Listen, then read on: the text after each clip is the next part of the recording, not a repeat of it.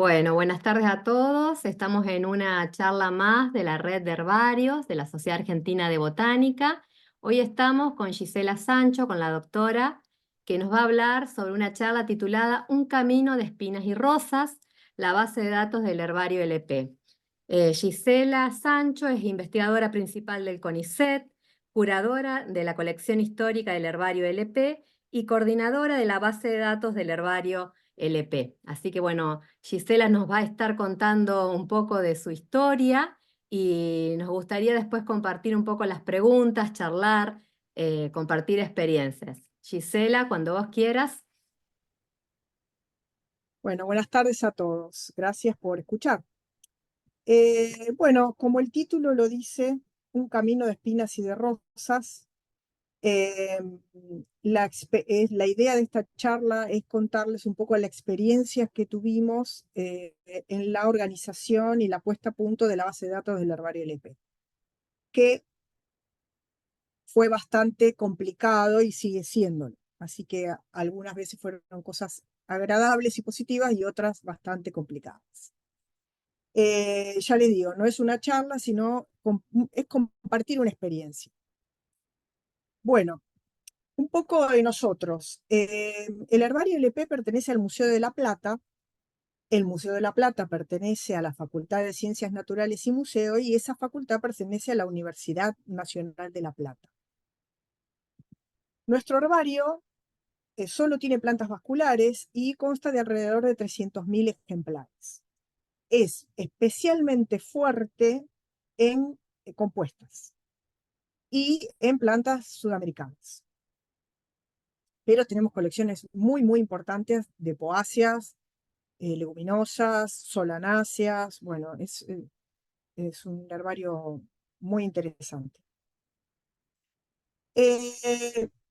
Nuestro herbario contiene colectas ahí los ven, de personas muy importantes, botánicos muy importantes, empezando por la colección de Carlos Spegazzini, que fue el primer director de nuestro herbario, eh, cuando el museo fue, eh, perdón porque escucho,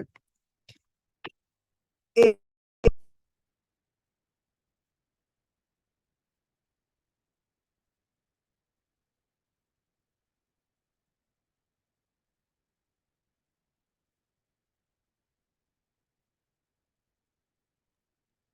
No No se se te escucha. escucha.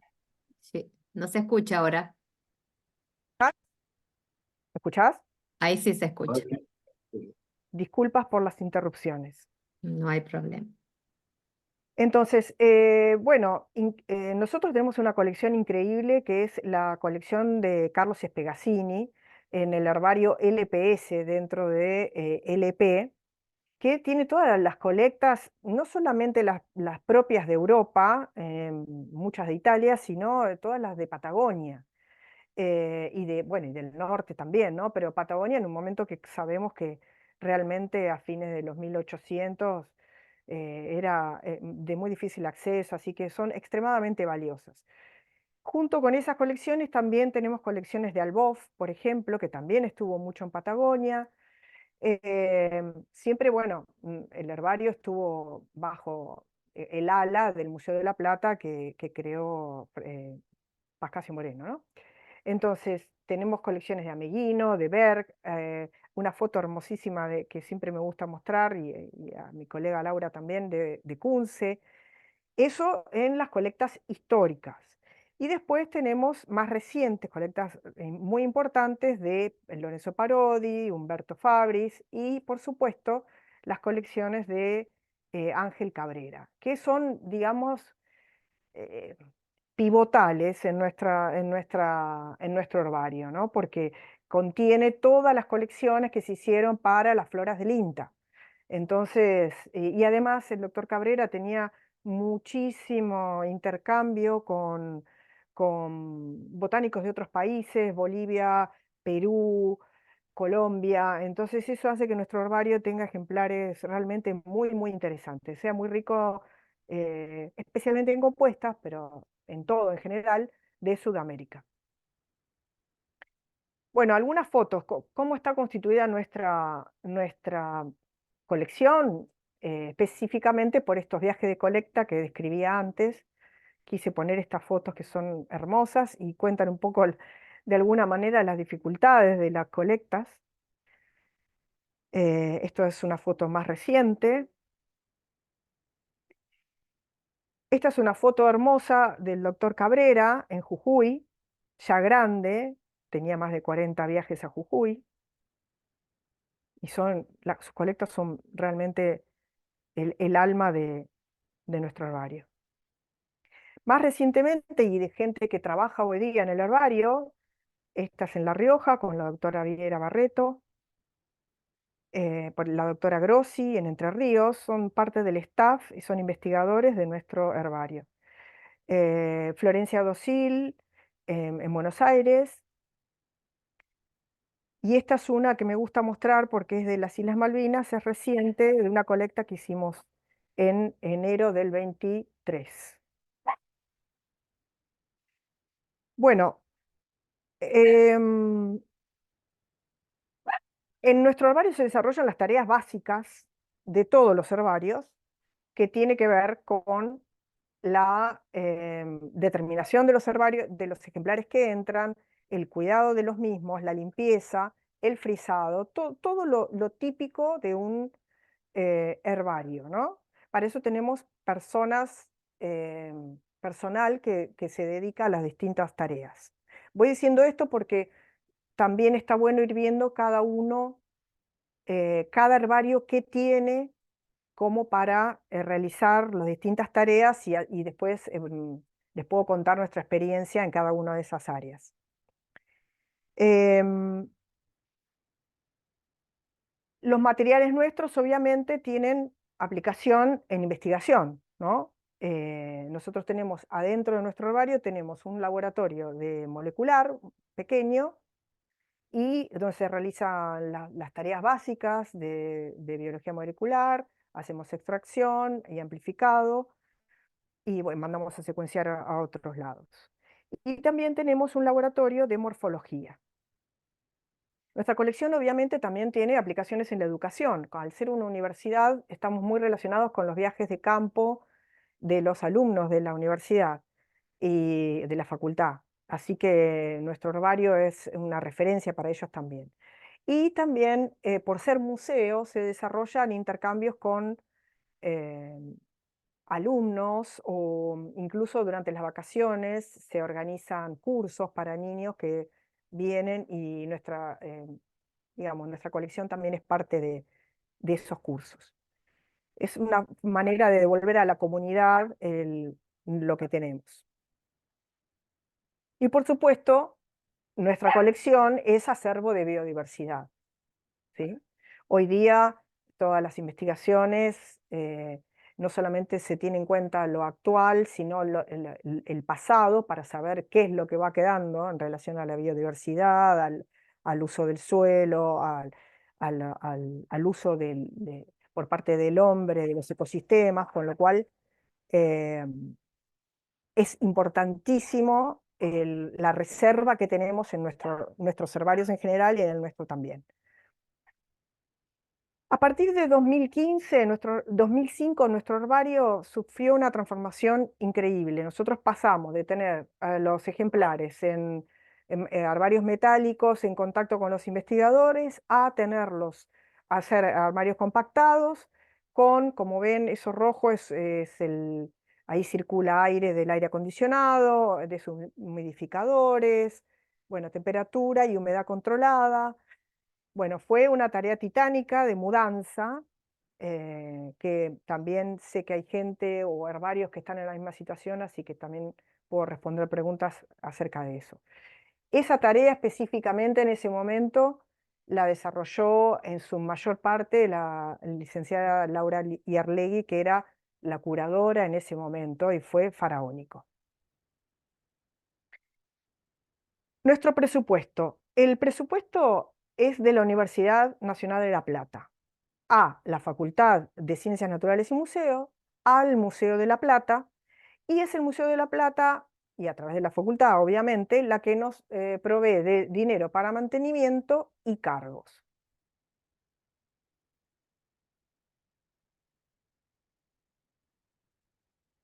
Hubo aportes iniciales para la base de datos del Museo de la Plata. Inicialmente hubo un gran esfuerzo de parte del museo en intentar lograr e informatizar sus colecciones. La primera semilla, digamos, nos la dio el GBIF. En ese momento nos dieron una computadora, pero el Museo de la Plata, a través de sus autoridades, que creyó en esto desde hace muchos años, nos dio un cargo en el Herbario de la Plata de dedicación simple para la base de datos específicamente.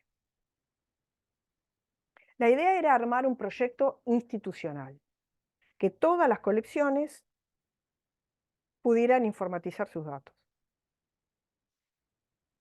Pero acá vino un problema, el primer problema que seguramente se les va a plantear a todos los pequeños herbarios o aquellos herbarios que no hayan todavía digitalizado sus colecciones, que es usar un software prediseñado o diseñar un software propio. En la Argentina hay distintas experiencias.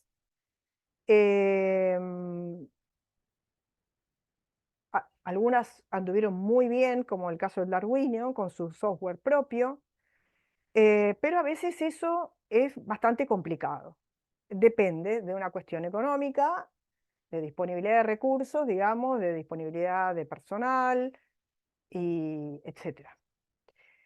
En nuestro caso, inicialmente el museo se decidió por hacer una base de datos con un software propio.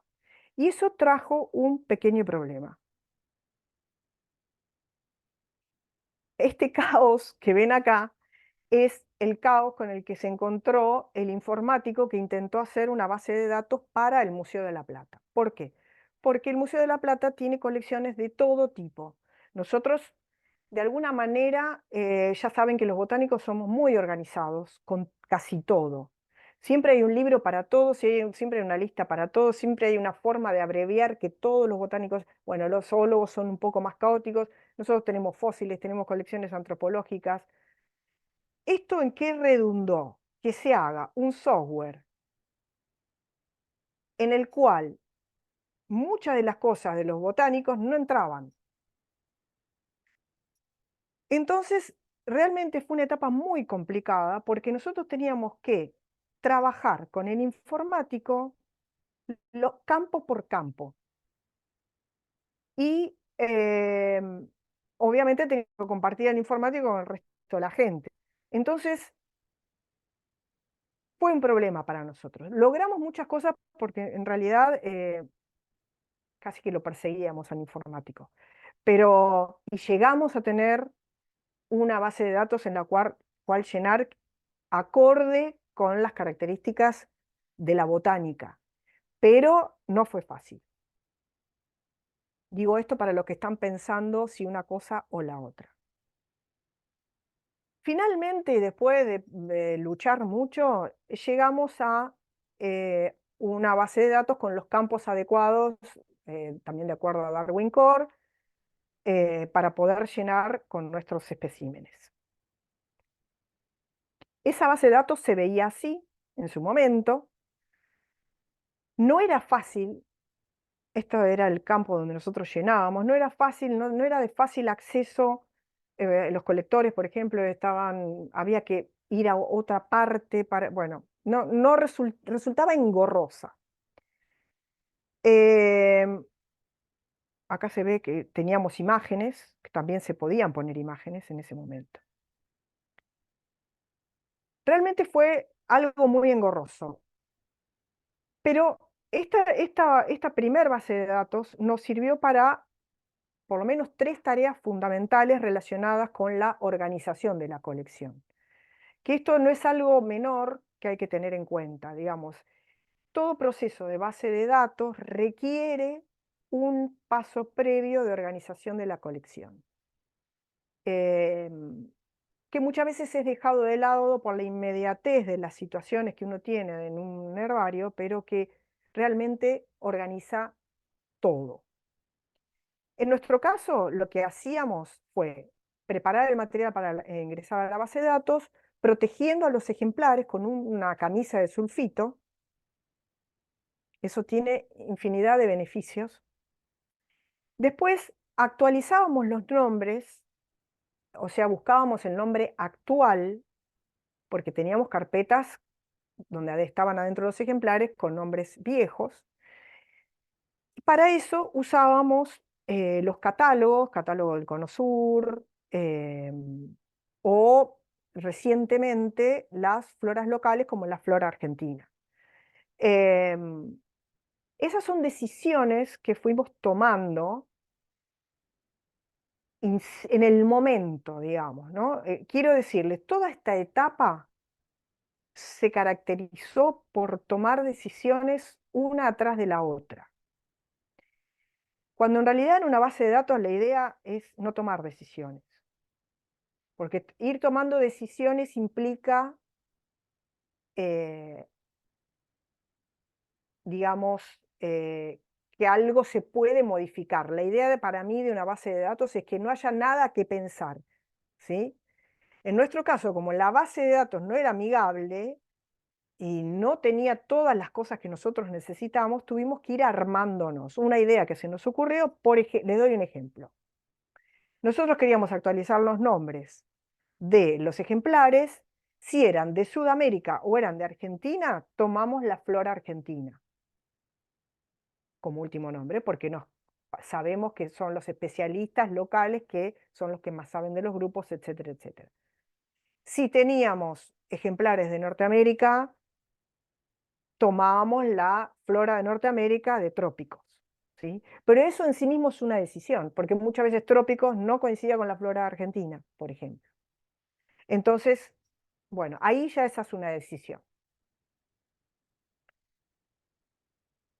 La tercera parte de la organización de la colección, una vez que ya el ejemplar estaba limpio, puesto en una camisa y con el nombre actual, era colocar un código de barras. Ese código de barras nosotros mandamos a imprimir las etiquetas en un papel especial que, no, que soporta la humedad y el agua. Y bueno, ese código es el que va a estar ahora en todos nuestros ejemplares. Nosotros empezamos de cero con los códigos de barra. Si bien nosotros teníamos números previos en nuestra colección, por ejemplo, el herbario de Spegazzini tenía sus números. El herbario de La Plata tenía en algunos de los ejemplares un número. Ese número se descontinuó. Entonces, ahí otra decisión que tomamos fue, empezamos de cero. O sea, el número 1 va a ser tal. Y logramos que en los campos de la base de datos poder agregar el número de, por ejemplo, si es LPS de Spegazzini, poder ponerlo en un campo, o si tenía número LP, ponerlo en otro. Pero nuestro número base es el que pusimos con los códigos de barra.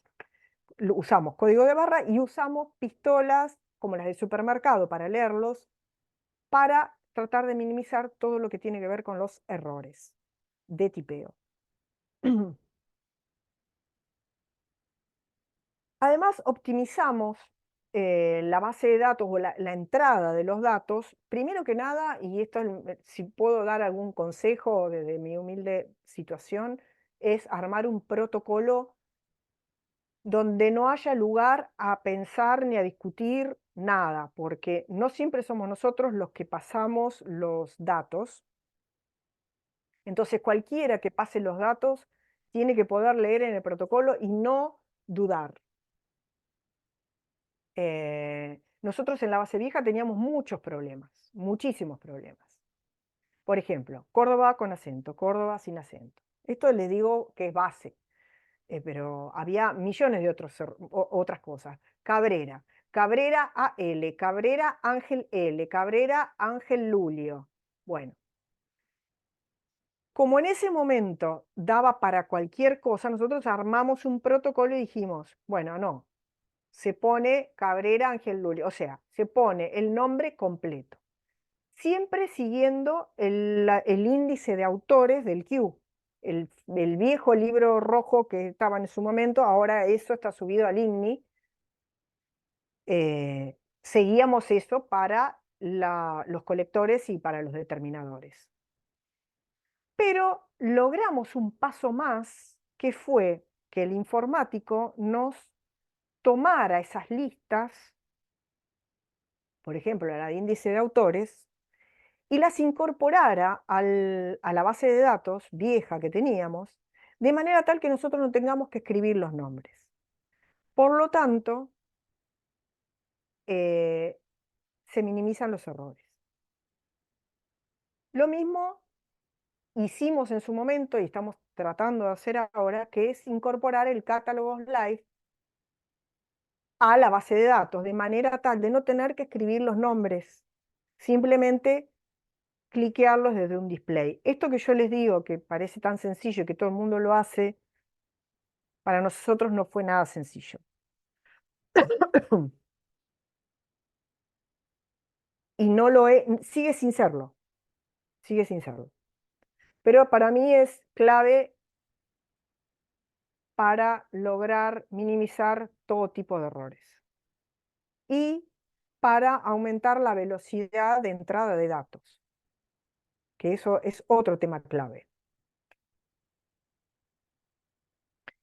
Bueno, esto no, la idea no es que miren todo, pero este es más o menos el circuito que, de entrada y salida, que tienen los ejemplares en nuestro herbario.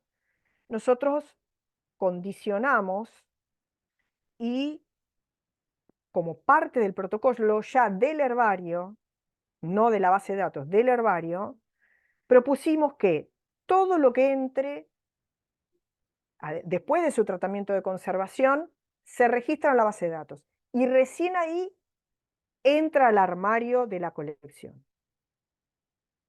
Lo mismo cuando se va, si alguien nos pide un préstamo, sí o sí ese ejemplar se pasa a la base de datos antes de salir. Les repito, esto son cosas que probablemente a todos ustedes les parezca, ah, sí, obvio. En su momento fue armar todo un protocolo, fue todo un cambio en la organización del herbario.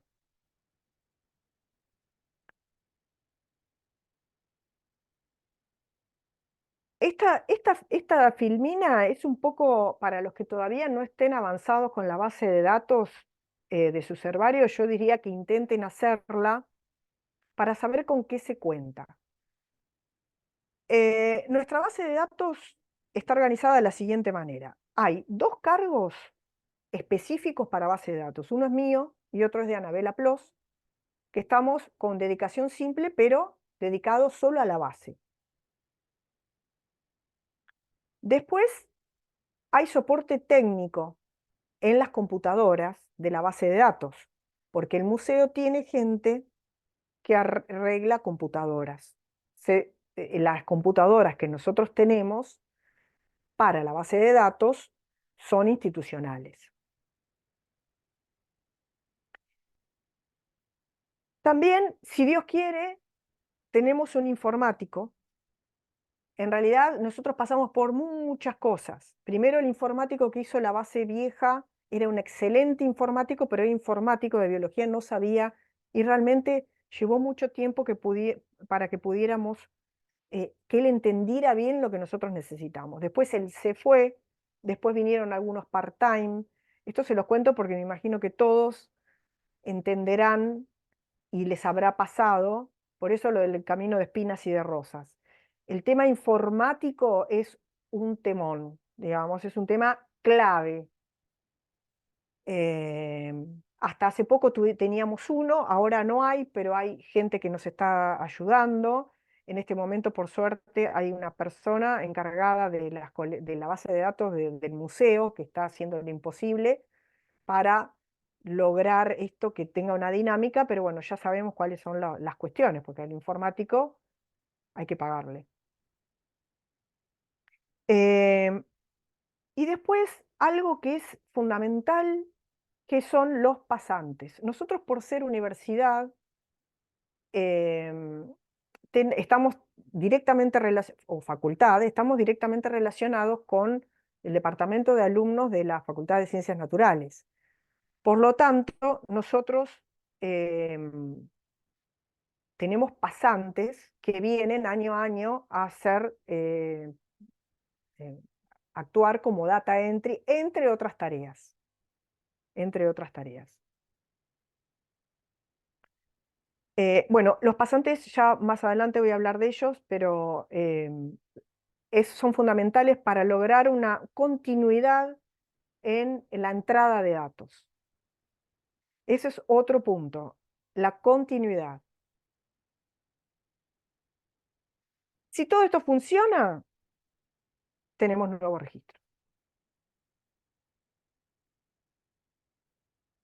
Hubo algunos proyectos que fueron fundamentales para dar impulso a nuestra base de datos.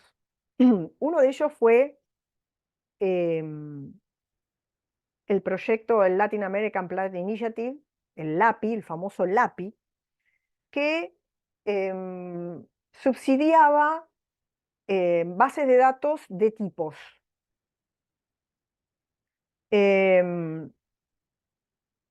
Nosotros en nuestro herbario, sinceramente, al principio no estábamos demasiado de acuerdo con el tema, porque sabíamos que en algún momento, digamos, una vez que nosotros diéramos nuestros datos, probablemente no íbamos a poder nos iban a cobrar para acceder al resto.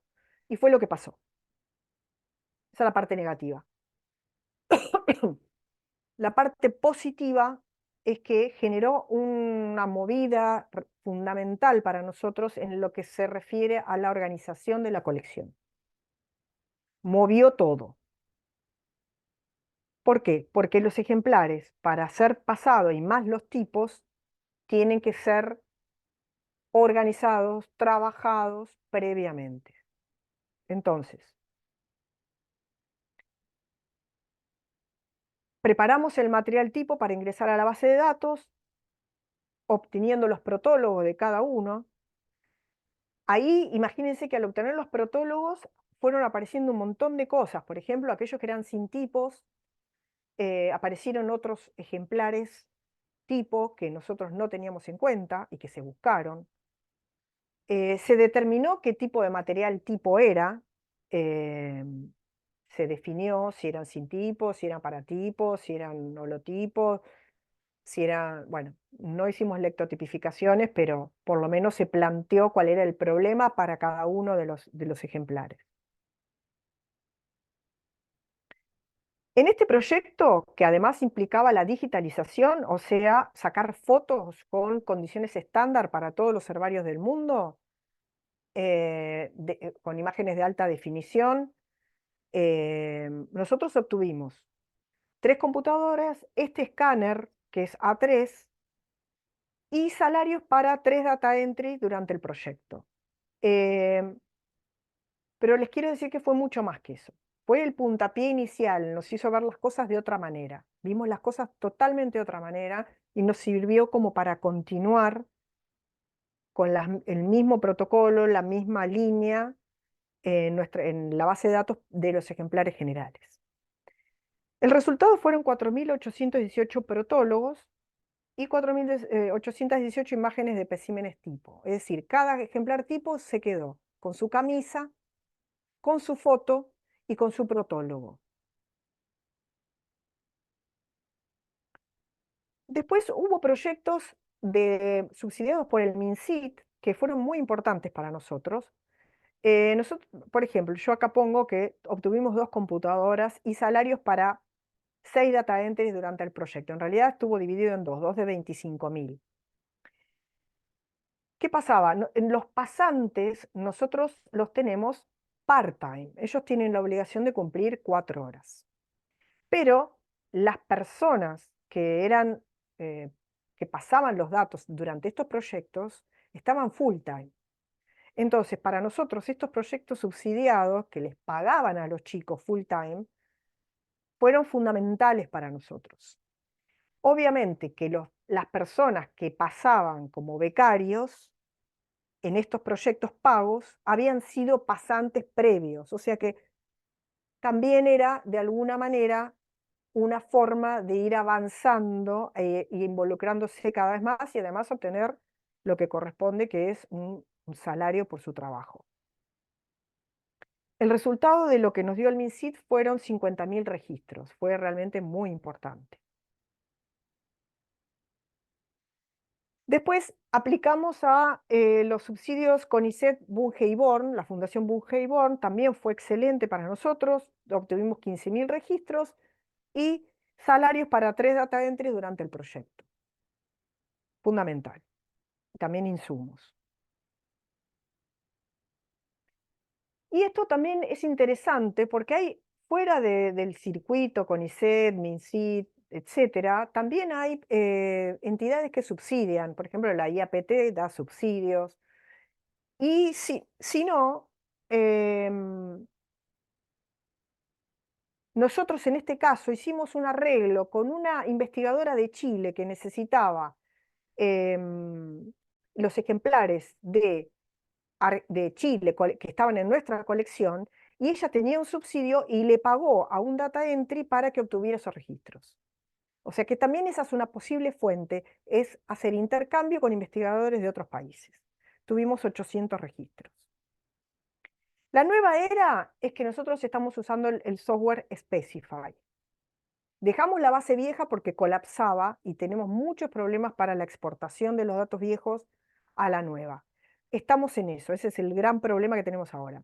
Pero un día dijimos basta y empezamos con Specify, que entre la alternativa que yo les decía al principio de la charla, software propio o software ya hecho, Specify es un software que ya está hecho, organizado por la Universidad de Kansas y que tiene muchos herbarios que usan este programa. Y es mucho más amigable, tiene los campos que necesitamos, y ya les digo, no hay demasiado lugar para tomar decisiones de nada, ¿sí? Porque los campos son los adecuados.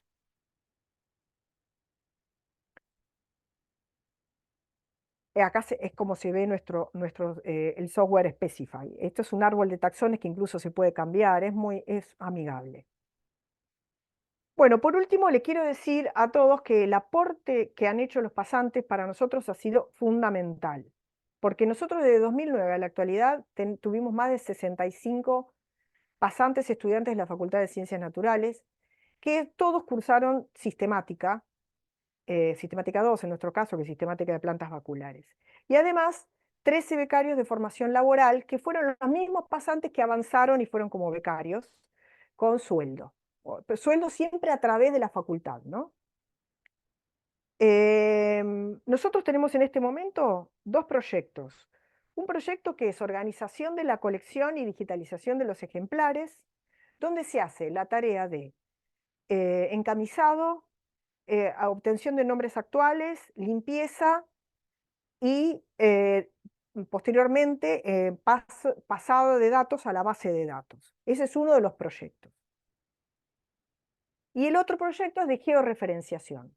O sea que los datos que están pasados, ya los pasantes los georreferencian. En nuestro caso, si bien vamos más lento de lo normal, digamos, ¿qué es deseable en una base de datos? Tener muchos datos.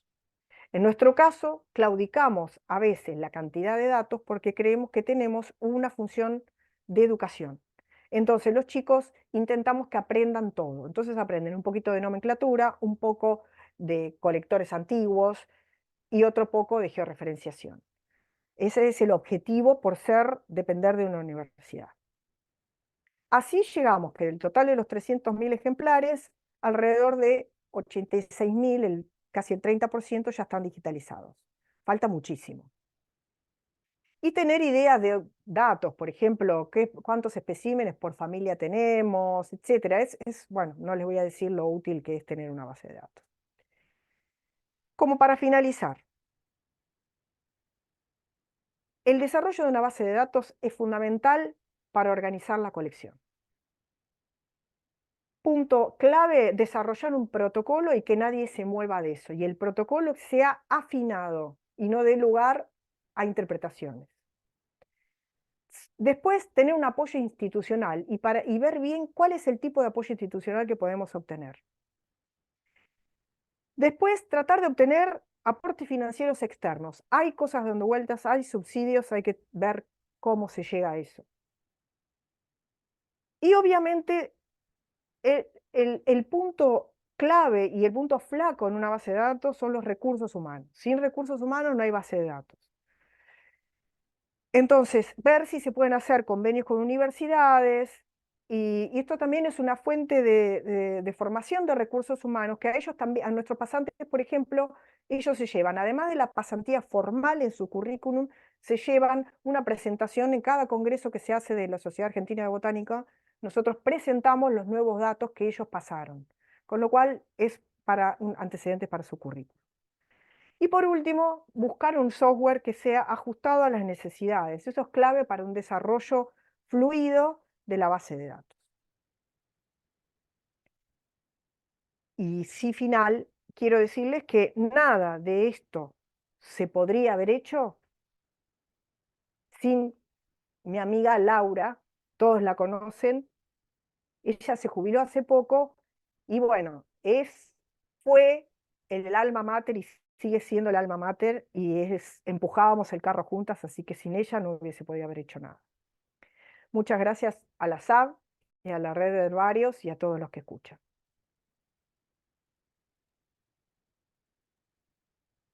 Buenísimo, la verdad que muy bueno. Un montón de cosas y bueno, vamos a comenzar. No sé, ya tengo la mano levantada, tengo que ver de José. Estaba la mano levantada a ver si podemos leer. Eh, Voy a llegar hasta acá con la grabación.